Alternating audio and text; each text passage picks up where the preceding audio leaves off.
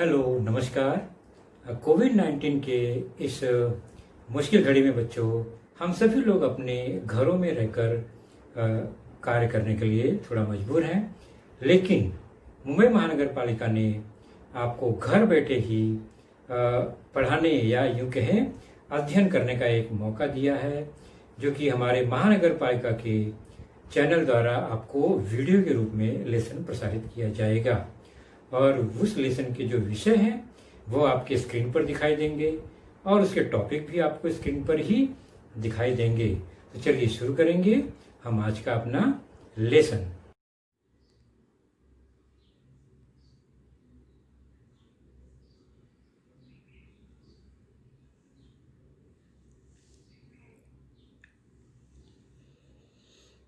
बच्चों, आज की कक्षा 7वीं आपकी स्क्रीन पर दिखाई दे रहा है और विषय है सामान्य विज्ञान। सामान्य विज्ञान विषय में हमारा आज का पाठ है आपके पाठ्य पुस्तक से पाठ क्रमांक 7वां, मोशन, फोर्स एंड वर्क, जिसका पहला भाग देखेंगे, अर्थात गति, बल और कार्य, भाग 1। और इस पाठ के अंतर्गत हम आज जिस घटक पर चर्चा करेंगे वह घटक है दूरी और विस्थापन, और इसी दूरी से संबंधित हमारा चाल और विस्थापन से संबंधित गति या यूँ कहें वेग पर चर्चा हम करेंगे। और मैं हूँ आपका मार्गदर्शक अजय कुमार मौर्य, MCGM के वर्चुअल क्लासरूम दादर से। तो सबसे पहले हमारे आज की चर्चा का प्रमुख टॉपिक दूरी, डिस्टेंस, विस्थापन, डिस्प्लेसमेंट, चाल, स्पीड, वेग, वेलोसिटी। तो ये कुछ भौतिक राशियां हैं। इनका क्या अर्थ है वह हम जानने का प्रयास करेंगे। सामान्य भाषा में हमें यह एक जैसा ही नज़र आता है, लेकिन वैज्ञानिक दृष्टिकोण से, वैज्ञानिक भाषा में इसमें बहुत ही अंतर है। तो सबसे पहले अंतर देखेंगे दूरी या डिस्टेंस और विस्थापन, डिस्प्लेसमेंट में। तो पिछले लेसन में हमने दूरी और विस्थापन पर थोड़ी चर्चा की थी, उसी चर्चा को आगे बढ़ाएंगे। यह एक पेड़ है, एक कछुआ है, आपने पहले इसे जाना होगा पिछले लेसन में। इस कछुए को पेड़ तक अगर जाना है तो वह रास्ता जो चुना है उसे आप ध्यान से देखिए। पहले वो लेफ़्ट में गया, फिर थोड़ा सा टर्न मार के राइट में फिर आगे बढ़ा, फिर थोड़ा राइट टर्न लेकर वह फिर आगे बढ़ा। इसका मतलब वो 2 बार मुड़कर अलग अलग मोड़ से वह आगे बढ़ा। पहले वो 100 मीटर आगे बढ़ा, फिर मुड़ गया, फिर 100 मीटर आगे बढ़ा और मुड़ गया, और 100 मीटर आगे बढ़कर मुड़कर वह पेड़ के नीचे पहुंच गया। अगर ये कछुआ पेड़ की दिशा में सीधे बढ़ता तब भी वो पेड़ के पास पहुंच जाता। फर्क क्या होता? फर्क होता उसके अंतर तय करने का, समय का। मतलब वह कम दूरी तय करके, कम अंतर तय कर वह पेड़ तक पहुंच जाता। तो दोनों स्थिति में वह पेड़ पर पहुंचा, पेड़ के नीचे पहुंचा, लेकिन दूसरी बार या यूँ कहें दूसरा कछुआ अगर है तो वह 250 मीटर ही दूरी तय करता है और पहुंच जाता है, जबकि पहला कछुआ 300 मीटर की दूरी या अंतर तय करता है, वहाँ पर पहुंचता है। तो ऐसा क्यों हुआ? तो ऐसा इसलिए हुआ दिशा का, यानी वह सीधी दिशा में सीधे नहीं गया।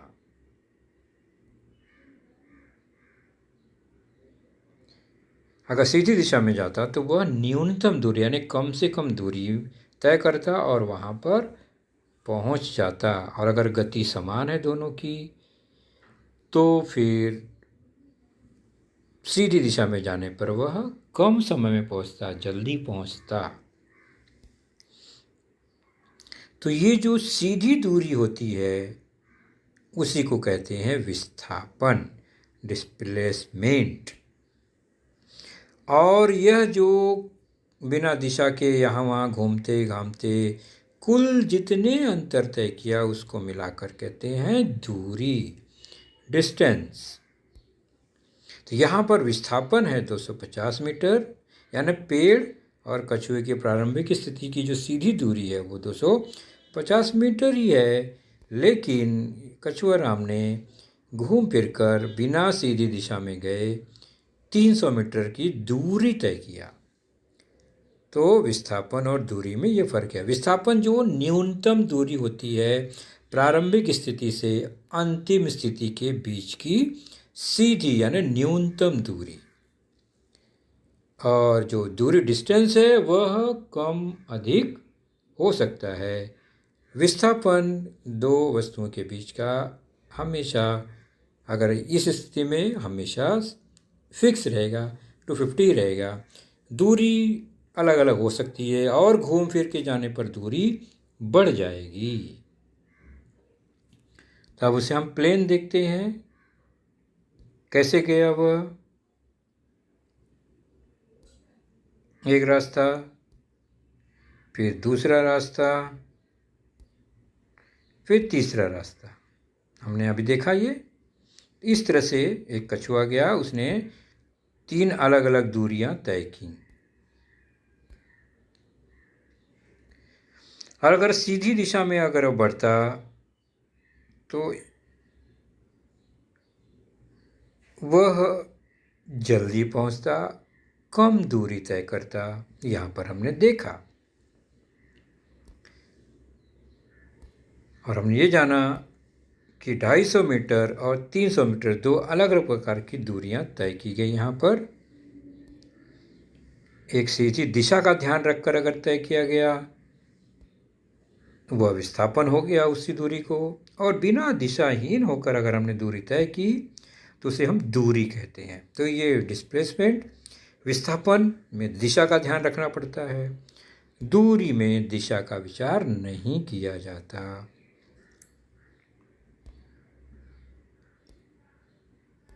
तो दूरी और विस्थापन पर हम एक सामान्य चर्चा कर लेते हैं। इस बालक को पानी के ड्रम के पास पहुंचना है। वह इस रास्ते से जाता है, पहले 300 मीटर जाता है, 3 मिनट चलता है, फिर 400 मीटर के लिए मुड़ जाता है, 4 मिनट चलता है और पहुंच जाता है। और एक रास्ता है, यहाँ से भी जाया जा सकता है, 350 मीटर है अंतर, और वह दूरी तय कर लेगा। विस्थापन क्या होता है? विस्थापन ये होता है कि जो सबसे कम दूरी थी उस रास्ते से अगर वो गया होता तो वही विस्थापन होता, और वह एकदम सीधी तिरछी दूरी है जो कि 500 मीटर यहाँ पर दिखाई दे रहा है। तो विस्थापन जो होता है वो दूरी की अपेक्षा हमेशा कम होता है। दूरी जो है वो कम से कम विस्थापन जितनी हो सकती है या विस्थापन से ज़्यादा ही होगी। विस्थापन से कम की दूरी कभी हो ही नहीं सकती, क्योंकि विस्थापन और दूरी समान तभी होंगे जब दोनों एक ही दिशा में होंगे या सीधी दिशा में होंगे, ये कहें।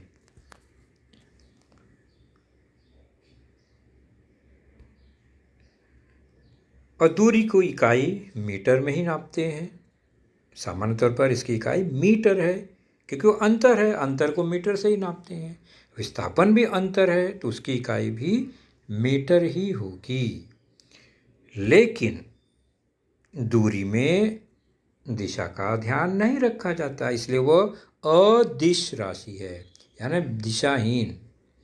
और विस्थापन में दिशा को ध्यान में रखा जाता है। सीधी दिशा जहाँ पर जाना है उसकी सीधी दिशा सरल रेखा में, तो वह सदिश यानी वहाँ पर दिशा का ध्यान रखना पड़ता है।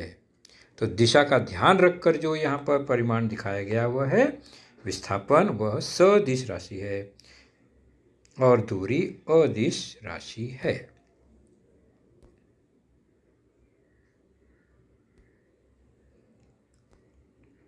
चलिए अब दूरी और विस्थापन जरा बताइए इस चित्र के अंतर्गत। अब देखिए यह क्या है, दूरी है या विस्थापन है। इस रास्ते से गए तो ये क्या है, विविध दूरियां हैं अलग अलग। अगर ऐसे मुड़ मुड़ के गए तब भी उसने अलग अलग दूरियां तय की, ये दूरी है। जिस तरह गया यह थोड़ी दूरी कम हो गई लेकिन है दूरी, ये और कम हो गई दूरी लेकिन है दूरी ही, डिस्टेंस ही है। और यह जो सीधी एकदम टंकी तक जा रही है कम से कम दूरी, वही दूरी बन गई विस्थापन, क्योंकि इसमें टंकी की दिशा को देखकर सीधा वहीं पर चला गया यह बालक, यानी विस्थापन हुआ। तो ये बाकी सब दूरियां थी और यह एक जो कम से कम दूरी है वह विस्थापन है।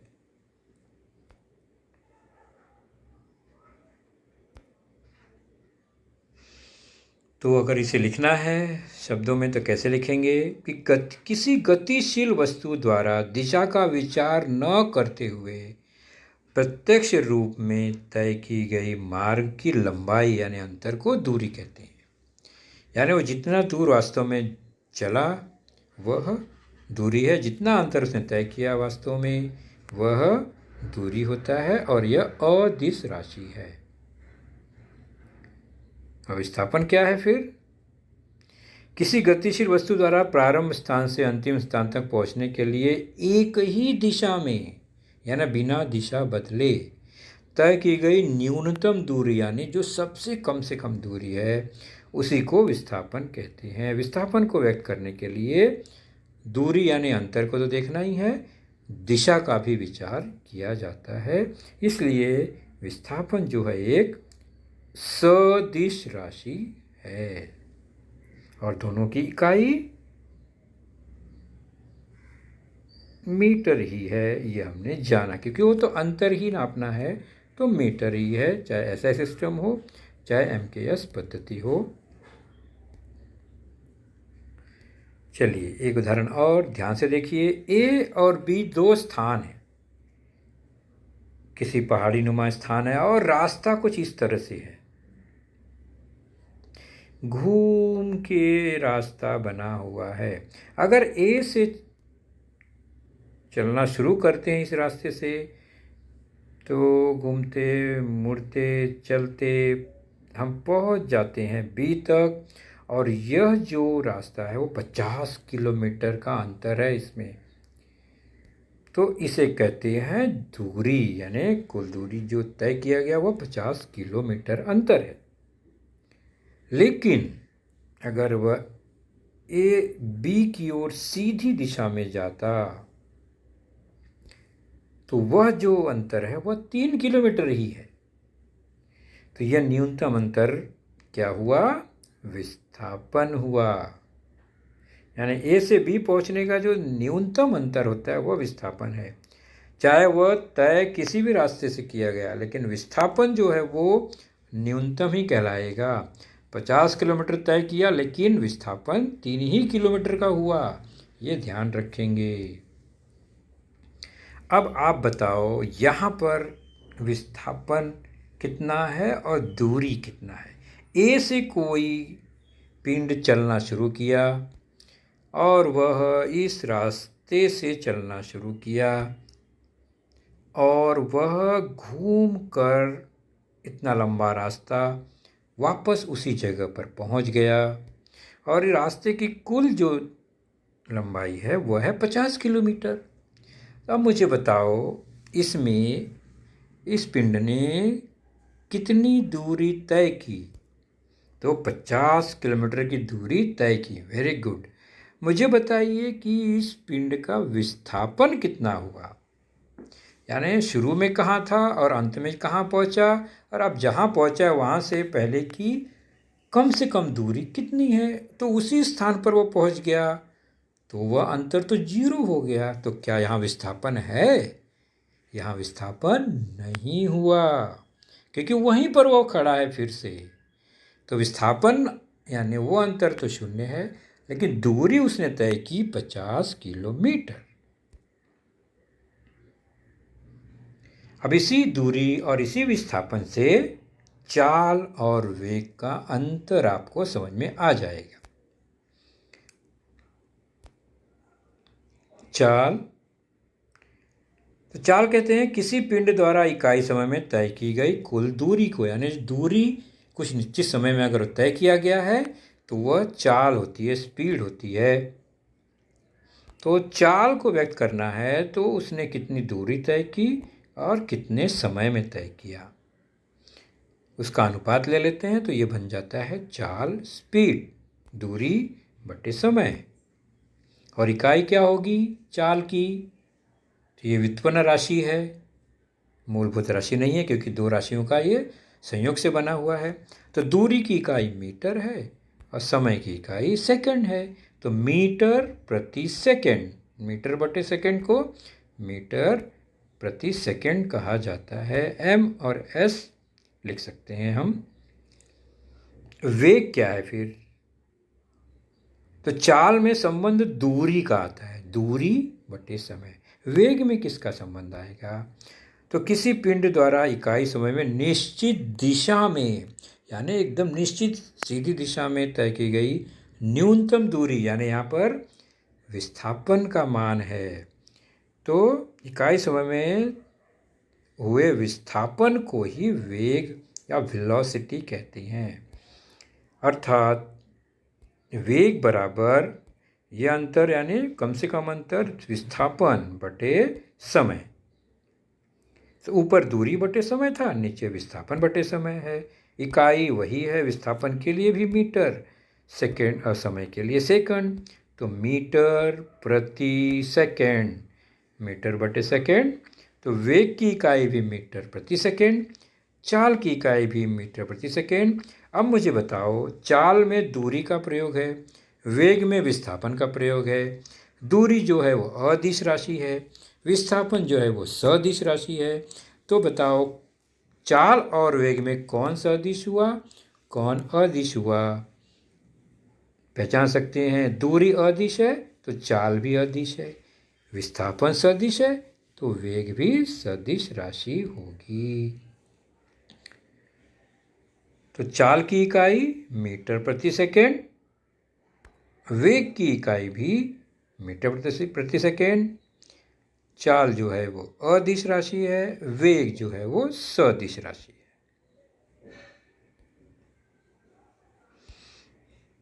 तो चाल और वेग में हम एक सामान्य अंतर जान लेते हैं।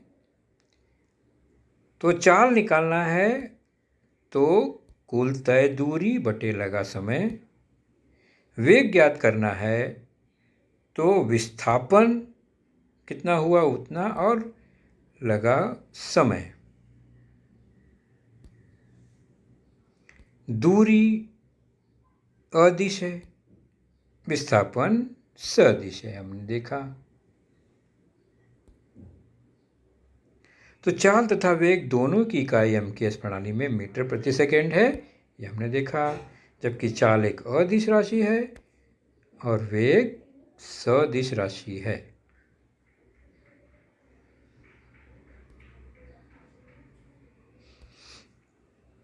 तो हम उसी एग्जाम्पल, कछुए वाले एग्जाम्पल को एक बार देखते हैं। दो अलग अलग मार्ग से यह कछुआ पेड़ तक पहुंचा था। और एक बार सीधी अंतर से भी यह पहुंच सकता था, सीधी दिशा में। तो हमने वहाँ देखा था कछुए की चाल क्या है, यहाँ निकालेंगे। हम चाल और वेग को देख रहे हैं, तो चाल निकालना है तो दूरी को देखेंगे पहले दूरी कितनी थी? 100 तीनों को जोड़ दिया और उस दूरी को तय करने में कितना समय लगा, तो समय भी वहाँ लिखा है 10 मिनट, 10 मिनट 10 मिनट, 3 रास्ते से 10-10 मिनट के समय लगाकर वह चला, यानी कुल कितना मिनट लगा? 30 मिनट लगा। और सीधे रास्ते से उसे 20 मिनट ही लगा था। तो चाल निकालना है तो हमें 10 मिनट 10 मिनट 10 मिनट, यानी हर दूरी में लगने वाले समय को जोड़ देंगे। तो कितना हुआ? 300 मीटर की दूरी 30 मिनट में तय किया उसने। तो 30 मिनट मतलब कितना सेकंड हुआ? तो 30 गुणे 60। इसको हल करेंगे हम तो आएगा 1/6।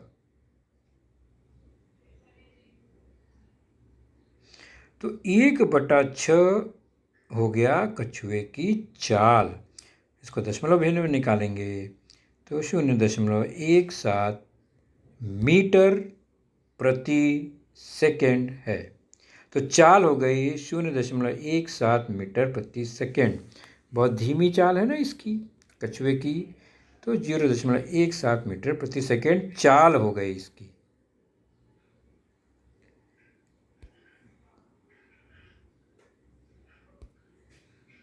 अब वेग निकालना हो कैसे निकालेंगे? तो वो सीधे रास्ते से अगर तय करता है तो सीधे रास्ते में लगने वाला समय अगर हमें पता है तो वो उसका वेग निकाल पाएंगे। सीधा रास्ता 250 मीटर है और उस 250 मीटर को अगर तय करने में उसने 20 मिनट लगाया तो उसका वेग क्या हुआ? विस्थापन सीधी दूरी बटे उसमें लगा समय, अर्थात 250 20 मिनट मतलब 20 गुणे 60 सेकंड। और इसको हल करेंगे तो 5/24 अर्थात 0.21 मीटर प्रति सेकंड ये वेग हो गया कछुए का। तो इस तरह से वेग और चाल हमने निकाला। वेग निकालने के लिए विस्थापन चाहिए, चाल ज्ञात करने के लिए दूरियां चाहिए।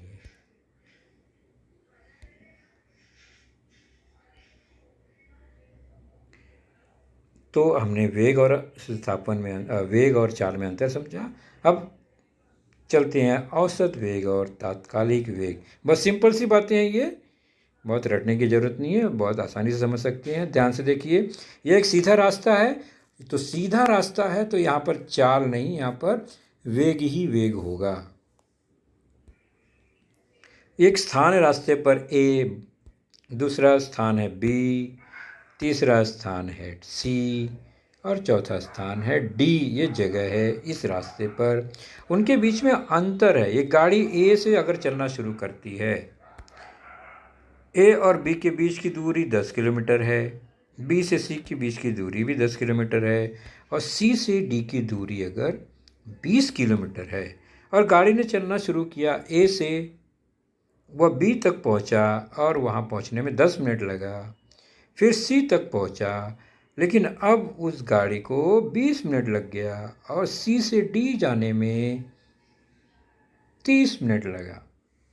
तो हम देखते हैं कि अंतर 10 किलोमीटर है, लेकिन समय कम अधिक लगा है। मतलब गाड़ी ने अपना जो वेग है वो कम ज़्यादा किया होगा, इसलिए समय कम ज़्यादा लग रहा है। तो तात्कालिक वेग मतलब उस समय का वेग। किसी विशेष स्थान में जो वेग है वो तात्कालिक वेग है। ए से बी के अंतर में उसका वेग था 10 किलोमीटर 10 मिनट में, है ना। तो 60 किलोमीटर हुआ 60 मिनट में, ये उसका हिसाब हुआ। अर्थात 7 किलोमीटर 60 मिनट मतलब 1 घंटा। तो 10 किलोमीटर की जो पहली दूरी है उसने 60 किलोमीटर प्रति घंटे के वेग से तय किया। ये उस समय का तात्कालिक वेग था ए से बी का। बी से सी में उसने क्या किया है? 10 किलोमीटर गया 20 मिनट में। तो 20 मिनट में 10 किलोमीटर, 40 मिनट में 20 किलोमीटर, 60 मिनट में 30 किलोमीटर। तो 60 मिनट मतलब 1 घंटा। तो 30 किलोमीटर प्रति घंटा उसका वेग था बी से सी के बीच की दूरी उस समय, यानी बी से सी के बीच की दूरी, तो वह तात्कालिक वेग हुआ बी से सी के समय जाते के बीच के समय में। अब सी से डी के समय में उसने 20 किलोमीटर की दूरी 30 मिनट में तय किया। 30 मिनट में 20 किलोमीटर, तो 60 मिनट में 40 किलोमीटर हो गया, अर्थात 40 किलोमीटर 1 घंटे में। तो 40 किलोमीटर प्रति घंटा ये तात्कालिक वेग है सी से डी के बीच का। तो ये उस समय का एक वेग है किसी पर्टिकुलर टाइम में, स्थान में। औसत वेग किसे कहते हैं? औसत वेग मतलब ए से डी जब पहुंच गया वो, तो उसका जो वेग है वही औसत वेग है। मतलब कितना दूरी तय किया और उसको कुल कितना समय लगा। तो औसत वेग निकालने के लिए ए से डी में उसने 40 किलोमीटर की दूरी है, 10, 10 और 20, और समय कितना लिया उसने? 10 मिनट, 20 मिनट, 30 मिनट, 60 मिनट का समय लिया। 40 किलोमीटर 60 मिनट में, अर्थात 40 किलोमीटर 1 घंटे में, तो औसत वेग हो गया 40 किलोमीटर प्रति घंटा। तो तात्कालिक वेग कम अधिक हो सकता है, औसत वेग तो फिक्स हो गया, एक ही आएगा, 40 किलोमीटर प्रति घंटे उसके औसत। भले शुरू में वह 60 किलोमीटर की गति से गया, फिर वो 30 किलोमीटर हो गया उसका स्पीड प्रति घंटा, फिर 40 किलोमीटर उसने स्पीड बढ़ाया, लेकिन अंत में एवरेज जो आया, औसत आया, वह 40 किलोमीटर प्रति घंटा ही हुआ, क्योंकि उसने 40 किलोमीटर की दूरी 1 घंटे में तय की। चलिए स्वाध्याय देखते हैं। इतनी सब जानकारियों के पर आपके पाठ्यपुस्तक के पेज नंबर 50 पर एक प्रश्न दूसरा है, ध्यान से देखेंगे। आकृति का निरीक्षण करो और प्रश्नों के उत्तर लिखो। तो आप पेज नंबर 50 पर प्रश्न जो है उसको अगर ध्यान से देखेंगे तो यह प्रश्न आपको समझ में आएगा। यहाँ पर सचिन और समीर 2 लोग मोटरसाइकिल से निकले हैं स्थान ए से। तो सचिन, समीर, ये एस लोग जो है बैठे हैं यहाँ पर, और वह जाना चाहते हैं इस रास्ते से।